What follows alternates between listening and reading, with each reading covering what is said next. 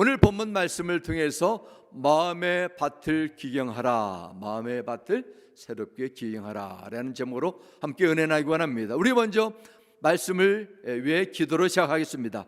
아버지 하나님, 오늘도 우리에게 주신 귀하고 복된 주의 날, 생명의 말씀, 능력의 말씀, 하나님의 입으로 나오는 영의 양식을 받는 시간이오니 주의 성령님, 우리의 마음과 생각을 온전히 다스려 주시고 말씀을 받아들일 수 있는 새로운 마음, 순종할 수 있는 믿음으로 함께하여 주기를 구하며 예수님의 이름으로 기도드렸습니다. 아멘. 네, 오늘도 이어서 2022년 우리 교회의 표 속사람을 강건하게 하소서 다섯 번째 주제가 되겠습니다. 아마 이번 달 마지막까지 8번째 시리즈를 해서 우리의 심령이, 우리의 마음이 더욱더 강건하고 또 우리의 마음이 새로워짐을 통해서 하나님께서 쓰임받는 귀한 그런 은혜가 2020년 새해에도 이루어지기를 간절히 소원하는 마음으로 이 시리즈를 준비했습니다. 오늘도 이어서 마태복음 13장 말씀, 여러분에게 가장 잘 알려진 예수님의 비유 가운데 한 말씀입니다. 그러나 오늘도 이 말씀을 통해서 우리의 마음을 보시고 또 마음이 더욱더 주님의 말씀 가운데 새로워지는 놀라운 은혜가 임하기를 소원합니다. 2022년도 2월이 지나고 또한 신정이었죠. 또 2월 달이 됐는데 2월 1일이 또 구정입니다. 금년에는 이렇게 새해 첫날을 2번 맞이했습니다. 참 감사한 일입니다. 여러분, 지난주에 구정 잘 지내셨을 줄 믿습니다. 뭔가 새로운 것을 시작한다는 것, 설레이기도 하지만은 심적인 부담이 들 수 있습니다. 새로운 변화를 줄 수 있다면은 뭔가 새로운 일을 도전을 해볼 만한 가치가 있다고 저는 믿습니다. 뭔가 새로운 것이 내 인생 속에서, 내 삶 속에서 나타나기 위해서는 이전과는 다른 방식으로 살아야 됩니다. 아무리 신선하고 좋은 새로운 값비싼 재료들로 밀가루와 반죽을 다 해놨는데 이 붕어빵 아시죠? 붕어빵의 틀을 바꾸지 않고서는 계속 그 재료를 통해서 붕어빵만 만들어내는 것입니다. 아무리 새로운 것을 꿈꾸고 기대하고 계획을 세운다 할지라도 내 마음이 달라지지 않게 되면 새로운 것이 임하지 않는다는 것입니다. 새로운 변화가 나타나기 위해서 우선 나의 삶의 기준, 관점이 달라져야 됩니다. 그렇게 되기 위해서 완전한 하나님의 말씀을 내 마음에 받아들이겠다는 결단과 말씀을 계속적으로 따라가는 그 과정이 필요합니다.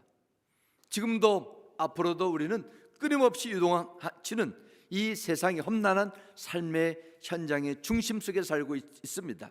그러나 그때그때마다 주어지는 하나님의 말씀을 따라가게 되면 내 안에 새로운 변화가 분명히 나타나게 된다는 것은 성경에서 약속한 말씀입니다. 내 마음과 내 생각 속에서 나타난 변화의 과정을 통해서 죄로 얼그러졌던 나의 성품이, 인격이 주님의 성품으로 닮아가는 것을 우리는 신앙생활한다, 이렇게도 설명합니다. 우리 인생의 모든 것은 하나님의 손에 달려있고 하나님께서 시시때때로 선포해주는 말씀을 통해서 풍성한 길로 인도해 주심을 믿으시기 바랍니다. 따라서 우리는 하나님의 말씀을 올바로 듣고 받아들이는 것은 너무도 소중한 부분입니다. 하나님은 말씀을 통해서 일하시기 때문에 말씀을 제대로 듣지 못하게 된다면 하나님께서 새로운 일을 하시는 근거도 없게 되는 것입니다. 그럼에도 불구하고 수많은 사람들이 성경을 가지고 있습니다. 온라인에도 너무도 좋은 버전들을 다 다운로드 받았습니다. 그럼에도 말씀을 듣고 있지만은 한 귀로 듣고 흘려버립니다. 한 사람의 설교를 가만히 앉아서 수동적으로 듣는다는 것은 이런 한계가 있습니다. 그래서 제가 어떻게 해서든지 우리 성도님 너무 수동적으로 귀로만 듣는 것이 아니라 말씀을 가까이 하고자 하는 그런 개인적인 기대 가운데 성도님들과 함께 본문 말씀이라도 같이 읽자 해서 제가 같이 읽는 의도가 있습니다.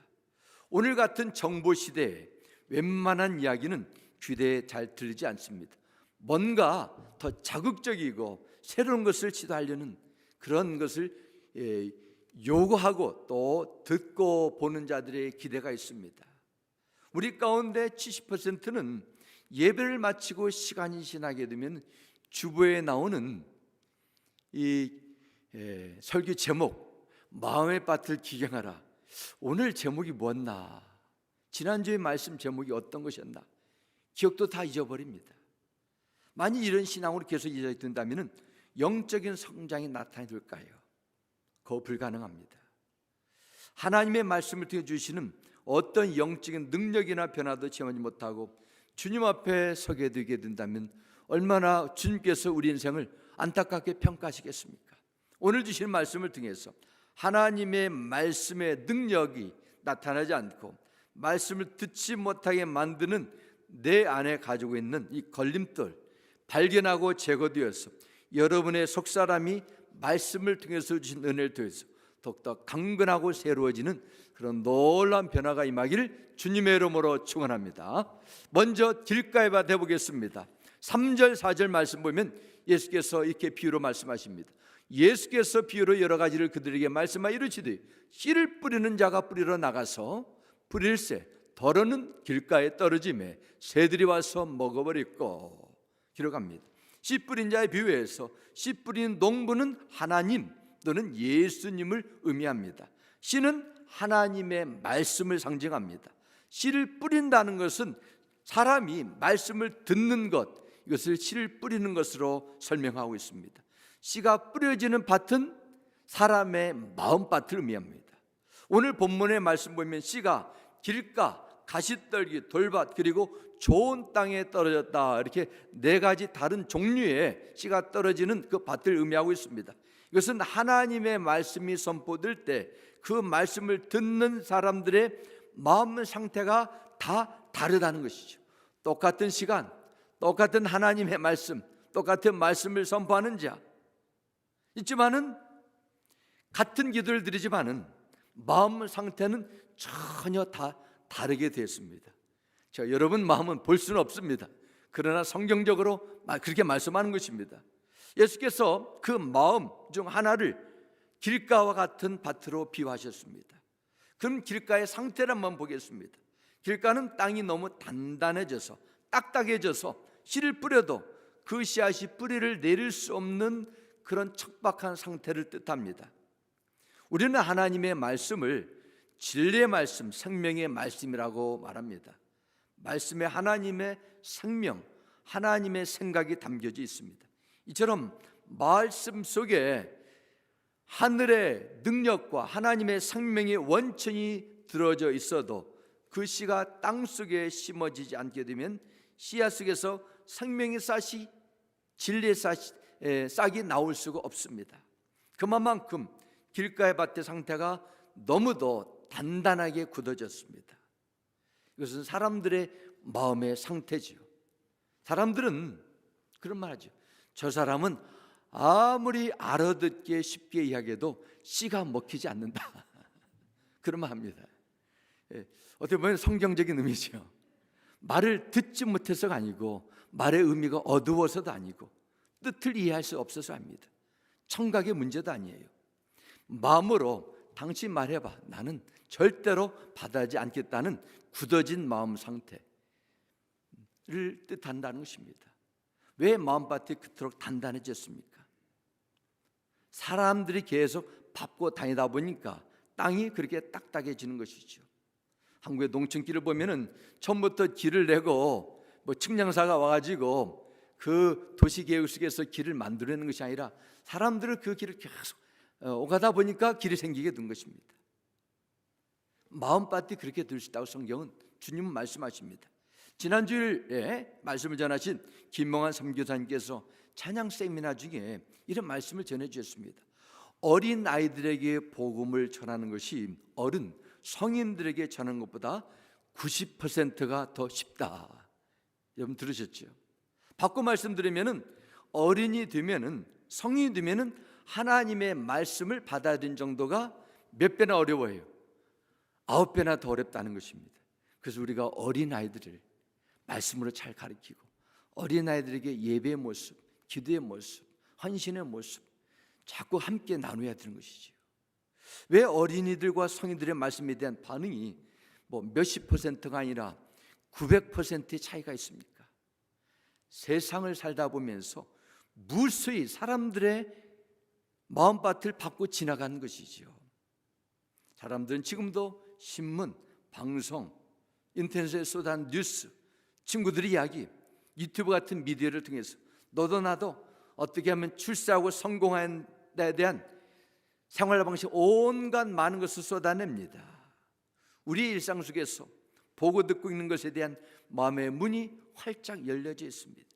이렇게 사람들의 설득력이 있고 아름답게 보이는 세상의 정보, 사람들의 이론, 그들이 전한 인생관, 삶의 방식, 행복론, 마음의 창고에 꽉꽉 채워지게 되면은 그들의 마음이 어떻게 될까요? 조금씩 조금씩 굳어지면서 이제는 길가처럼 굳어집니다. 이때 성경은 4절에 말씀합니까? 마귀는 쉬지 않고 하나님의 말씀을 의심하게 만들고 부정하게 만드는 거짓된 악한 가라지를 마음밭에 뿌리게 해두는 것입니다. 마치 초가 있습니다. 뜨거운 열기에서 초가 녹아서 불을 지피게 됩니다. 그런데 갑자기 그 안에 얼음 조각이 들어가게 되면 금방 녹던 초능이 굳어지게 되는 것이죠. 이처럼 하나님의 은혜를 뜨겁게 받다 해도 사람들이 전해주는 무수한 가라지들이 들게 되면 쉽게 단단해질 수 있는 사람의 마음 상태입니다. 마음밭이 저렇게 계속 딱된 상태에 머물게 되면 어떤 일이 나겠습니까? 19절 말씀 보겠습니다. 아무나 천국 말씀을 듣고 깨닫지 못할 때는 악한 자가 와서 그 마음에 뿌려진 것을 빼앗나니 이는 곧 길가에 뿌려진 자요. 주님은 말씀합니다. 길가에 떨어진 씨는 땅 위에 노출되기 때문에 새들의 금방 먹잇감이 됩니다. 예수님께는 그 새를 어떻게 설명하고 있습니까? 악한 자, 마귀라고 말씀하셨습니다. 새들이 먹잇감이 있는 곳으로 몰려드는 것처럼 악한 영은, 어둠의 세력은 마음이 완고한 사람들의 주위에 진을 칠 수 있다는 것이죠. 하나님의 말씀의 단순한 종교적인 가르침, 성경진 지식, 이렇게 보면 안 됩니다. 영적인 것이 담겨 있습니다. 그렇기 때문에 우리는 말씀을 위해서 계속 기도하고 말씀의 은혜를 위해서 하나님의 도움을 구하는 그런 시간을 갖게 되는 것입니다. 성령님이 주시는 하나님의 말씀이 안 될 때가 있어요. 마음이 굳어질 때죠. 나의 기준, 나의 이론이 말씀 위에 올라갑니다. 내가 원하는 것은 받아들이고 부담되거나 내 생각과 다르다 느껴지면 말씀이 들어오지 못하도록 마음의 문을 닫아버립니다. 만일 하나님의 말씀이 종교적인 지식이나 교로 듣게 된다면 말씀의 능력은 나타날 수 없습니다. 이처럼 하나님의 말씀을 듣고 깨닫지 못한 상태로 남게 되면 결국 내 심령이 어떻게 되겠습니까? 속사람이 병들게 되는 것이지요. 메마릅니다. 영적인 위기를 가져옵니다. 그렇지 않고서 말씀을 사람의 교훈을 받아들이면 우리는 이것을 우리가 인식해야 됩니다. 하나님의 말씀은 영의 말씀이 되기 때문에 영적인 일은 영적으로 분별해야 된다. 주께서 말씀하셨습니다. 그러면은 하나님은 이처럼 온갖 세상 사람들의 사상으로 단단히 굳어져 있는 마음을 어떻게 다루시고 회복하십니까? 은혜를 주시기도 하고 은혜의 단비를 내려서 하나님의 은혜의 귀를 주시기도 합니다. 그러나 계속 마음이 굳어진 상태로 남게 되면 하나님은 고난, 실패를 통해서 그 사람들의 마음을 다스리십니다. 단단한 마음을 부드럽게 하기 위해서 갈 없는 작업을 하십니다. 그래서 우리는 이 세상에 살아가면서 힘들고 어린이를 만날 때 우리의 마음이 더 굳어지지 않도록 아버지 하나님, 이 때를 통해서 주신 하나님의 뜻이 무엇입니까? 우리가 주께 주의 말씀 가운데 나와서 우리 심령이 회복되는 그런 변화를 추구해야 될 줄 믿습니다. 두 번째, 우리는 돌밭에 떨어진 씨앗을 보겠습니다. 5절과 6절은 주께서 말씀하십니다. 더러운 흙이 얕은 돌밭에 떨어짐에 흙이 깊지 아니하므로 곧 싹이 나오나 해가 돋은 후에 타서 뿌리가 없으므로 말랐다 말합니다. 이 둘째 씨가 흙이 얇은 돌밭에 떨어진 경우입니다. 이 밭은 눈으로 보면은 이 부드러운 좋은 흙 같은데 조금 파면은 그 흙 밑에 돌이 들어 있어요. 돌밭에 떨어진 씨는 처음에는 싹은 쉽게 나왔지만 흙 밑에 있는 돌들 때문에 뿌리를 깊이 내릴 수가 없습니다. 어느 날 뜨거운 태양빛이 내리쬐게 되면 바람이 불면서 이제는 싹은 점점 말라서 타버리게 된다. 이렇게 6절에 말씀합니다. 예수님은 이런 돌밭 같은 마음 상태를 어떻게 설명하십니까? 20절과 26절은 돌밭의 상태를 이렇게 기록합니다. 돌밭에 뿌려졌다는 것은 말씀을 듣고 즉시 기쁨으로 받되 그 속에 뿌리가 없어 잠시 견디다가 말씀으로 말미암아 환난이나 박해가 일어날 때는 곧 넘어지는 자요. 들어갑니다. 길가의 마음은 처음부터 받아들이지 않았습니다. 하지만 두 번째 돌밭 같은 상태는 기쁨으로 받았습니다. 무엇을 기뻐했을까요? 이 말씀이야말로 내가 정말 듣고 싶은 말씀, 나에게 도움이 되는 말씀, 나에게 영적인 공허함을 채워주는 말씀이구나 받아들였습니다. 기뻐했어요. 그런데 문제는 이 말씀이 기쁨의 상태로 머물게 되고 뿌리를 내리지 못합니다. 그러면 말씀의 씨앗이 땅 깊이 내리지 못하는 돌은 무엇을 의미할까요? 21절에 보면은 그 돌을 이렇게 환난이나 박해 일어날 때 즉시 넘어지는 자라 말씀합니다. 이것은 누군가 넘어뜨리는 것이 아닙니다. 내가 스스로 넘어지는 것이 아니에요. 나 저 사람 때문에 시험 들었어, 내가 넘어졌어, 그것이 아니지.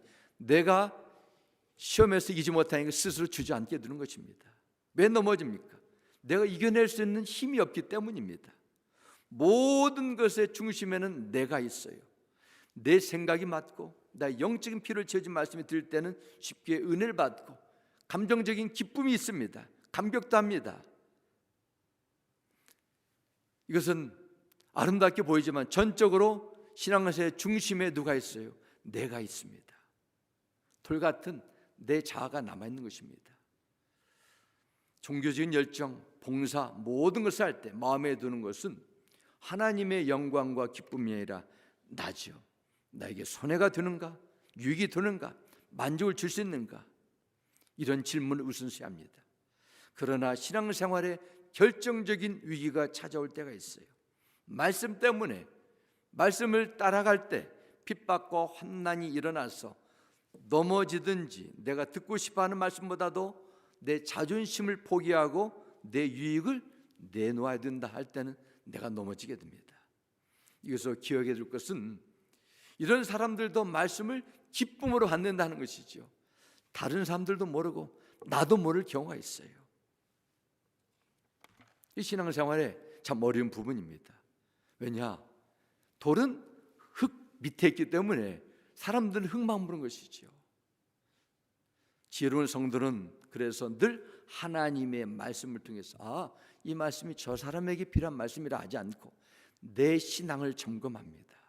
고칠 것은 고치고 받아들일 것은 적극적으로 받아들이는 겸손하고 객관적인 신앙 상태가 필요합니다. 그래서 고린도후서 13장 5절 말씀에 여러분은 자기가 믿음 안에 있는지를 스스로 시험해 보고 스스로 검증해 보십시오. 여러분은 예수 그리스도께서 여러분 안에 계시다는 것을 알지 못합니까? 모른다면 여러분은 실격자입니다. 하나님의 말씀 속에서 내 신앙이 지금 허약해졌는지 삐뚤어졌는지 바른 말씀 가운데 가는 것인지 스스로 검증하라 말씀합니다. 겉에 보이는 것에 현혹지 말고 다른 사람의 칭찬에 넘어가지 말고 겉에 보기는 흙이 덮여 있어서 믿음이 좋은 것 같아도 실제로는 마음이 돌밭처럼 있을 때는 결국 넘어지게 된다. 열매를 맺지 못한다. 주님 우리에게 경고하고 있습니다. 세 번째, 가시떨기에 뿌려진 씨앗을 보겠습니다. 7절 말씀에 이렇게 기록합니다. 더러는 가시떨기 위에 떨어짐에 가시가 자라서 기운을 막았고 기록합니다. 농부가 씨를 뿌렸는데 뿌리다 보니까 가시떨기 위에 떨어졌습니다. 땅도 좋고 뿌리도 잘 내려서 이제 싹이 터서 줄기를 힘차게 뻗어내리고 그래야 되는데, 문제는 가시떨기 나무 줄기에서 나온 가시가 어떻습니까? 자라서 싹의 기운을 딱 막아버린 상태입니다. 가시의 기운이 너무 강하기 때문에 눌림을 받아서 더 이상 성장할 수 있는 원동력을 잃어버렸습니다. 그러면 싹의 기운을 막는 가시떨기는 무엇을 상징할까요? 주님은 22절에 이렇게 컨디션을 설명합니다. 가시떨기에 뿌려졌다는 것은 말씀을 들으나 세상의 염려와 재물의 유혹에 말씀이 막혀 결실하지 못하는 자요, 기록합니다. 이 사람도 똑같이 천국의 생명의 말씀을 듣습니다. 그러나 말씀이 마음에서 딱 막혀버렸어요. 결실하지 못해 됩니다. 변화가 없어요. 예수님께서는 그 원인이 성경에 기록된 하나님의 말씀이 있지 않고 사람의, 듣는 자의 마음이 있다 하십니다. 마음속에 세상의 염려, 물질에 대한 욕심, 이 세상의 행복만을 추구하고자 하는 그런 생각으로 꽉꽉 채워진 것이죠. 요즘처럼 너무도 세상이 여러 가지로 불확실하고 인플레이션이 높고 사회적으로 다양한 불안적인 요소들이 올 때 사람들은 염려거리에 더 민감할 수 있습니다. 특별히 비즈니스 하시는 분들은 다 경험하실 거예요. 나름대로 직원들의 급료를 준비해야 되죠. 계속 오르는 렌트, 주문해야 되는 물건은 계속 오르고, 늘어나는 걱정거리가 한두 가지가 아닙니다. 직장 생활하시는 분도 그렇습니다. 정해진 샐러리로 가게를 꾸미고 생활을 영위한다는 것, 심적인 부담을 넘어서 이 걱정거리로 다가올 수 있습니다. 세상의 염려라는 것은 대부분 뭐 크고 원대한 것 때문 아니라 하루하루 살아가면서 생각하는 일상생활 속에서 경험된 염려거리입니다. 재물의 욕심도 대부분 사람들이 다 추구하는 것이죠. 그럼 하지 않습니까? 사람 욕심 없는 사람 어디 있냐고. 틀린 이야기가 아닙니다. 성경에서 정확한 액수를 정해서, 야, 너희가 100만 불을 넘으면 욕심이고 그 미만은 욕심이 아니다. 그렇게 하면 얼마나 쉽겠습니까? 근데 성경에 그렇게 나오지 않았습니다. 내 자신이 기준을 세워서 얼마까지는 나에게 내 삶 가운데 필요하지만은 그 이상을 늘려서 계속 추구하게 되면 이것은 뭡니까? 잘 돈을 매니지하는 것이 아니라 욕심이지요. 사람이 이 세상에 살기 위해서 필요한 것이 한두 가지가 아닙니다. 기본적인 생활하기 위해서 어느 정도 물질적인 수입이 따라줘야 돼요. 모든 사람들은 기본적인 자유, 행복, 만족한 삶을 살 수 있는 권리가 헌법을 통해서도 기록되어 있고, 이것은 당연한 인간을 살아야 될 그런 원칙입니다. 나에게 돈도 필요하고 행복도 필요하고 세상에 성공하고 안정된 삶과 좋은 인간관계를 유지해서도 많은 노력이 필요하고 이것들을 따라줘야 돼요. 이것들을 위해서 따라주는 그런 요소들이 있어야 됩니다. 그런데도 이런 것이 가시떨기가 될 수 있어요. 언제 그렇게 될 수 있습니까? 이런 것이 내 마음의 중심에 자리 잡을 때입니다. 이 모든 것들이 내 삶에 필요한 너무도 본질적이고 필요한 것들이 있지만 내 삶의 최우선순위가 되면은 그것이 하나님의 나라를 위해서 수고하고 열매를 맺기 위해서 내가 쏟아부어야 될 열정과 에너지가 딱 막혀버린다는 것입니다. 하나님 나라는 누가 통치한 나라입니다. 하나님께서 통치한 나라입니다. 하나님이 중심이 돼야 돼요. 내가 내 인생의 중심이 되면 내가 우상이 되는 것입니다. 우리는 말씀을 기쁨으로 듣고 어느 정도 깨닫고 말씀을 사모하는 풍성한 성을 기대하지만 말씀의 열매를 맺지 못하는 사람들이 있습니다. 다른 것은 다 열심히 아멘하고 받아들였는데 돈에 대해서 이야기하면 알레르기 반응이 있습니다. 재물의 유혹에 말씀이 가슴에 딱 막혀가지고 말씀의 생명력이 나타나지 않죠. 이것은 우리가 인정하고 이 재물에 대한 욕심이 있다는 것을 주 앞에 내려놓아야 됩니다. 그러면 열매를 맺는 마음에 대해서 보겠습니다. 좋은 땅에 뿌려진 씨앗, 23절 이렇게 기록합니다. 좋은 땅에 뿌려졌다는 것은 말씀을 듣고 깨닫는 자니 결실하여 어떤 것은 100배, 어떤 것은 60배, 어떤 것은 30배가 되느니라 하시더라 말씀합니다. 어떤 땅이 좋은 땅입니까? 결실을 맺는 땅이 좋은 땅입니다. 어떤 땅에서는 100배, 어느 땅에서는 60배 혹은 30배의 열매를 맺었다고 23절은 기록합니다. 수량에는 차이가 있지만 다 아름다운 열매를 맺었습니다. 열매를 맺기 위해서 우선 비옥한 토질로 준비해야 됩니다. 사람의 마음을 상징합니다. 타락한 인생은 원래부터 착하고 좋은 마음을 가지고 있지 않습니다. 어린아이 때부터 거짓말하게 되고 불순종하게 되고 예수보다도 노를 더 잘합니다. 길가에 굳어지고 돌밭처럼 마음에 상처와 쓴뿌리를 가지고 살아갑니다. 세상에 온갖 욕심과 염려와 걱정거리로 사람들이 마음이 다 채워져 있어요. 어떤 사람에는 돌밭, 또 가시밭, 또 길가와 같은 다양한 그런 마음 상태를 가지고 있습니다.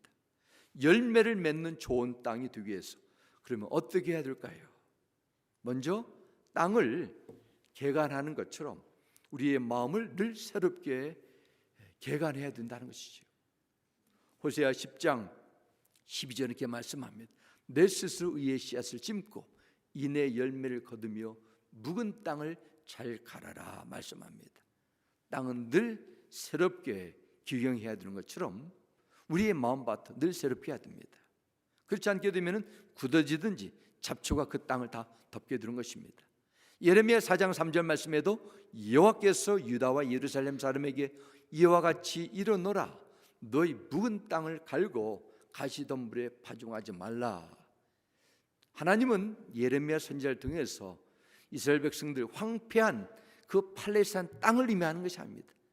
그들의 굳어지고 메마른 이스라엘 백성들의 마음의 상태를 지금 말씀하는 것입니다. 우리 스스로 묵은 땅을 갈아 결실을 맺을 수 있는 좋은 땅으로 만들어낼 수 없습니다. 착하고 좋은 마음으로 결실할 수 있는 마음밭은 하나님의 전적인 은혜의 선물입니다. 그러면서도 하나님 어떻게 말씀합니까? 열매를 맺는 일에 우리의 책임도 있다는 것입니다. 씨를 품은 사람은 많아도 열매를 맺는 사람은 너무도 적습니다. 열매를 못 맺는 것은 하나님이 안 주셔가 아니라 하나님께 주신 생명의 말씀이 문제가 있어 불량품이 있어가 아니라 우리의 무책임과 게으름과 열심을 쏟아붓지 않아서라는 것입니다. 내가 예수님에 대한 더욱더 깊이 알고 싶어 한다는 소원만 가지고 있으면 내 안에 믿음이 성장할 수 없습니다. 속사람이 건강하게 세워질 수 없습니다. 길가처럼 단단한 마음, 강팍하고 완고한 고집스러운 마음을 갈아엎어 부드럽게 만들고 뿌리를 뻗지 못하게 차단하는 그런 요소를 꺼내야 됩니다. 가시떨기도 뽑고 돌도 제거하고 잘라내는 그런 수고가 따라줘야 됩니다. 마태복음 19장 말씀처럼 부자 청년처럼 재물 때문에 내 신앙을 양보하거나 포기해서도 안 됩니다. 우리의 내면의 상태를 솔직히 하나님 앞에 인정하고 회개하고 성령님의 도우심을 구하는 그런 나의 의지적인 반응, 믿음의 결단이 요구됩니다. 그래야 제거가 되는 것입니다. 그래야 뿌리를 받고 그 씨앗이 자라서 결실할 수 있습니다. 결국 우리 믿음 생활은 하나님께서 거진 은혜로 하나님의 자녀, 하나님 나라의 백성이 되었지만은 우리의 영적인 일에 수고가 따라져야 돼요. 가만히 너무도 소극적이고 무책임한 그런 신앙을 생활은 절대로 우리 인생을 변화시킬 수 없습니다. 그래서 에베소서 4장 15절 말씀에 기록합니다. 우리는 사랑으로 진리를 말하고 살면서 모든 면에서 자라나서 머리가 되시는 그리스도에게까지 다다라야 합니다 말씀합니다. 20살인데 30세가 됐는데 갓난아의 모습이라면 정상이 아닙니다. 구원받은 지 10년, 20년, 30년 되어서 영적인 성장을 멈추게 된다면 그 사람의 영적인 상태는 분명히 문제가 있는 것입니다. 주님의 성품으로 닮는 자로 매일 성장하라 성경 말씀합니다. 베드로서 3장 18절 말씀에도 우리의 주님이시며 구주이신 그리스도 예수에 대한 지식과 그의 은혜 안에서 자라십시오. 이제도 영원한 날까지 영광이 주님께 있기를 빕니다. 아멘. 자라라는 것입니다. 주의 말씀 가운데 우리의 인격이 주님을 아는 지식에 성장하라, 하나님의 요구입니다. 어떻게 자라요? 그의 은혜 안에서 자라라 말씀합니다. 우리가 구원받는 것도 하늘나라 가는 것도 하나님의 은혜의 선물입니다. 성령이 우리와 함께하는 것도 은혜의 증거입니다. 내가 받은 은혜에 머물지 말고 안주하지 마시고 성령님이 도우신 은혜 힘입어서 계속 영적인 성장을 추구하라 말씀합니다. 성경에 기록된 하나님의 말씀만이 내 영혼을 살리고 내 인생을 새롭게 만드는 능력이 있음을 믿으시고 그 일에 어떻게 하십니까? 집중하라는 것이죠. 열정이 다른데 누스두지 말고 그 일에 최우선순위를 두고 살라. 하나님의 영적인 방법입니다. 기용 미소라는 천재 작가로 불리우는 프랑스 출신의 소설가가 있습니다. 여러분도 책을 좋아하시는 분은 아실 거예요. 이 기용 미소라는 분이 지난 18년 동안 매해 새로운 책을 출판하는데 출판할 때마다 베스트셀러가 되고 프랑스에서 지난 10여 년 동안 가장 많은 책을 베스트셀러로 팔리는 그 작가로 알려졌다고 합니다. 어느 인터뷰에서 이분에게 그 비결을 물었습니다. 당신이 어떻게 일반 소설가는 평생에 몇 번의 베스트셀러 하지만은 18년 동안 그렇게 무수한 책을 내는데도 그렇게 책이 전 세계적으로 베스트셀러가 됩니까? 이런 대답을 줬어요. 내가 쓴 작품 중에는 4년이 걸린 작품도 있다. 나는 1년 365일 작업하는 편이다. 밤에도 작업하는 것은 물론 새벽 3시까지 글을 쓴다. 글쓰기에는 정도가 없다. 바른 비법이 없다는 것입니다. 비행기 타기 위해서 터미널에서 비행기 안에서도 성삼이 준비해 쓴다는 것입니다. 그러면서 이 사람의 인생의 저음이 이렇게 말합니다. 시시한 것을 가까이 하지 말라. 그런 것은 쉽게 전염되는 질병이기 때문이다. 이 사람이 무엇이 가치고 시시한가는 제가 물어보지 않았기 때문에 모릅니다. 그러나 대중소설을 쓰는 이 한 작가에도 자신에게 무엇이 가장 중요하고 필요한 걸 알고 거기에 올인한다는, 집중하며 살아간다는 것입니다. 그 점 우리가 본받을 만하죠. 아마 요즘처럼 지식과 정보를 쉽게 얻을 수 있는 시대에 정말 살았던 사람 없는 것 같아요. 몸의 건강에 관한 것도 보면은 얼마나 좋은 지식들이 넘치납니까? 당뇨, 고혈압, 고혈압, 또 간에, 신장에 좋은 해로운 음식 너무도 잘 설명되어 있습니다. 여러분 잘 사용하시 바랍니다. 이건 우리가 먹는 음식과 이게 건강과 얼마나 밀접한 관계가 있나를 알게 됩니다. 우리의 영혼도 마찬가지입니다. 육신을 건강하게 하기 위해서 이렇게 먹는 것에도 그렇게 신경을 쓰고 투자를 하는데 영적인 건강에 대해서 기울여야 될 자기의 정성, 노력에는 시간을 쏟지 않고 무관심으로 대합니다. 막연하게 잘 되겠지 그렇게 반응합니다. 순간순간 쏟아져 나오는 무수한 세상의 지식, 정보가 우리의 삶에 도움을 줄 수 있어도 영혼의 건강은 책임질 수 없어요. 해로운 음식이 맛이 있다 해도 건강을 해치는 것처럼 진리가 아닌 세상의 잘못된 가르침들이 우리의 영혼을 병들게 만들고 신앙을 병들게 할 수 있습니다. 그래서 우리는 무엇을 가장 먼저 듣고 배우냐, 정말 중요한 점입니다. 골로새 3장 16절 전반절 말씀합니다. 그리스도의 말씀이 여러분 안에 풍성히 거하게 하십시오 말씀합니다. 그래서 풍성히 거한다는 것은 집을 짓는다는 것입니다. 하나님의 내 말씀, 내 가치관, 인생관, 집을 짓는 그 파운데이션, 기초가 된다는 것입니다.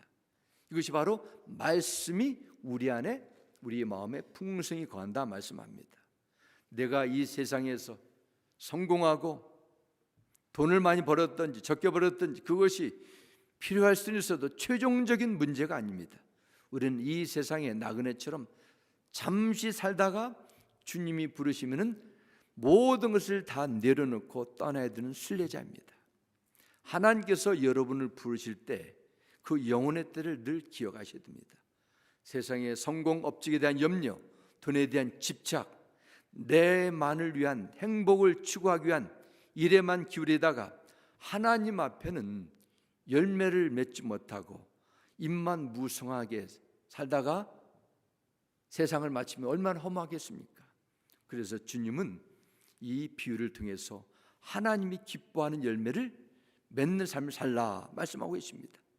어떤 사람은 인생을 자기의 욕심대로 살아서 전혀 인생의 열매를 맺지 못하고 삶을 마치는 사람들도 있습니다.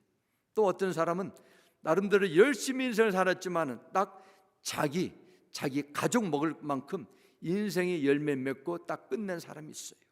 반면에 어떤 사람은 풍성한 열매를 30배, 60배를 맺어서 하나님께도 영광이요 다른 사람에게도 기쁨을 주고 보내도도 부한 삶을 사는 사람이 있습니다. 우리가 부르는 복음성가에 야곱의 축복이라는 그런 찬양이 있지 않습니까? 너는 담장 너머로 뻗은 나무가지의 푸른 열매처럼 하나님의 귀한 축복이 삶에 가득히 넘쳐날 거야. 담장 안에만 있는 것이 아니라 넘어 뻗은 나무 푸른 가지 열매처럼. 이것은 창세기 49장에 야곱이 임종을 앞두고 사랑하는 아들 요셉을 축복하며 기도하는 내용입니다. 정말 우리 모두가 담장 안에 머물지 않고 넘어 뻗은 나무가지처럼 풍성한 결실을 맺어서 다른 사람에게까지 더 많은 영혼에까지 생명의 열매를 주는 삶을 산다면 얼마나 하나님 앞에 값지고 아름다운 삶이 되겠습니까? 여러분의 삶이 그런 삶이 되기를 축원합니다. 내 인생의 울타리에서만 먹고 따먹고 만족하는 것이 아니라 30배, 60배, 100배 풍성한 결실을 맺게 되어서 다른 사람에게도 많은 영혼들에게도 열매를 나눠주는 그런 복의 근원의 삶이 이루어지기를 주 예수 이름으로 축원합니다. 아멘. 기도하겠습니다. 아버지 하나님, 주께 감사드립니다. 주님께서 이 말씀을 통해서 우리에게 다시 한번 일깨워 주셨습니다. 하나님의 나라의 원리, 하나님께서는 말씀으로 다스리시고 순종을 통해서 열매를 주신다 하셨습니다. 내게 주어진 인생의 삶의 기회, 하나님의 때 열매 맺는 삶이 되기 바랍니다. 나만, 내 인생만, 내 가정만 만족하고 열매 맺는 것이 아니라 나를 통해서 더 많은 영혼들이 주의 사랑을 알고 그분의 기쁨에 동참할 수 있도록 우리를 복의 근로를 세워주시고 무엇보다도 진리의 말씀이 우리 심령 속에, 신앙 속에 열매를 맺도록 우리의 심령을 속사람을 늘 새롭게 하여 주옵소서. 예수님의 이름으로 기도드렸습니다. 아멘.